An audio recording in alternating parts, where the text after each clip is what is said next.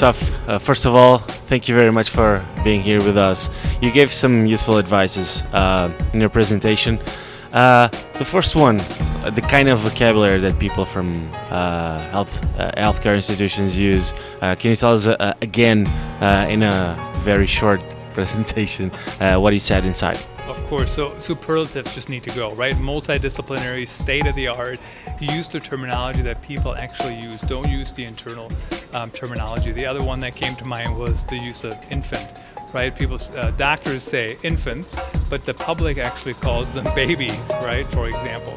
So there's other terminology out there that we really want to take a look at and make sure we use the terminology that patients use, not that physicians use, right? So people can actually find the information they're looking for, whether it's on Google, whether it's on another network, but that's becoming more and more important.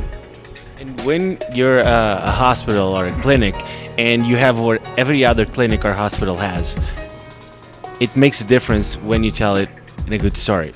Absolutely, so the example I gave in there is there's 6 hospital systems in one metro area, and they all have the same equipment.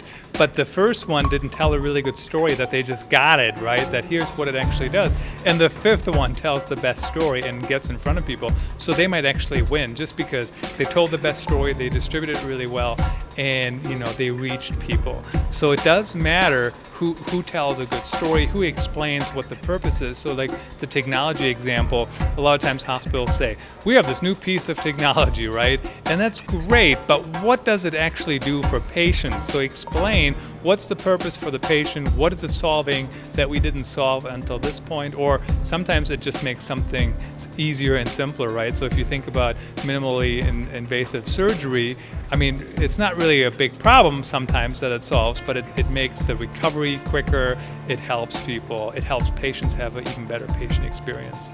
And you need to be more human to have humans interested in what you do. Right, so the example I gave in there was, humans need to sound like humans, and it's so funny that we actually have to say that, but brains are not humans, right? So we have to figure out who are the people that we actually engage with, who share our stories, so they can sound like people and not sound like a stiff organization, for example. And how was this first visit to Brazil in our event? Oh, it was great. Thanks for having me. They had great questions. First time a talk was actually live translated, so that was interesting to see a little bit of a delay, but it's been great to visit Sao Paulo and of course see some of the local areas and just meet new people. Okay, thank you very much, Christoph.